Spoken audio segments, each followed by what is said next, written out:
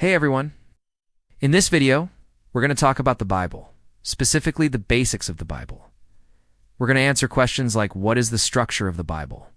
How should I read it? Where should I start? So if you've never read through the Bible, or if you're just getting started, stick around, okay? First things first, what actually is the Bible? The Bible is a collection of 66 books written over a period of 1,500 years by approximately 40 different authors. And there are two main sections, or two main parts to the Bible. There's what's called the Old Testament and the New Testament. The Old Testament has 39 books in it and was written in the Hebrew language. And it's important to note that many Christians do not consider the Old Testament to be part of their Holy Scriptures.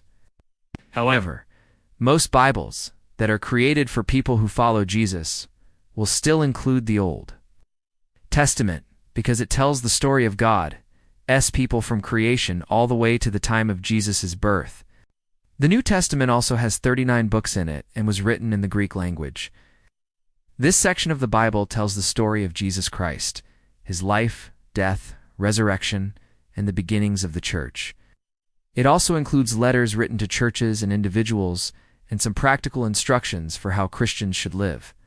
Now, many people have this idea that you have to read the Bible cover to cover, start with Genesis, and read all the way through until Revelation.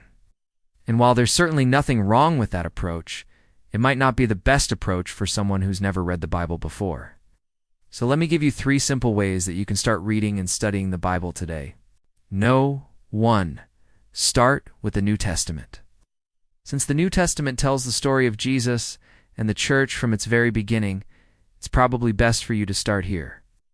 If you were to start reading the Old Testament, you'd be reading stories that were written thousands of years before Jesus came into the world.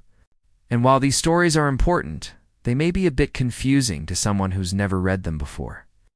But when you get to the New Testament, you'll begin to hear stories about Jesus and his disciples and the beginnings of Christianity. And it really helps to read the New Testament with an outline or a study plan so that you understand the flow of the entire narrative. 2. Read a gospel. Now, the 4 Gospels in the New Testament tell the story of Jesus' life, death, and resurrection. And each of these 4 Gospels, Matthew, Mark, Luke, and John, have a slightly different perspective. So if you want to see Jesus' life from each of the disciples' points of view, then read through all 4 Gospels. However, if you only have time to read one, I recommend reading John. John gives the most theological information about who Jesus is and what he taught during his life on earth.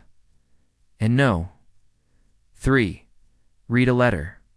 The book of Romans is a letter written to the church in Rome by the Apostle Paul, and it explains how a person can have faith in Jesus and receive forgiveness for their sins, and also what the church should look like. And I recommend Romans for a couple of reasons. First of all, it's one of Paul's shorter letters, so it won't take you too long to read. Secondly, it explains very clearly the gospel and how a person can be saved. And finally, Romans is often considered to be the most important book in the New Testament.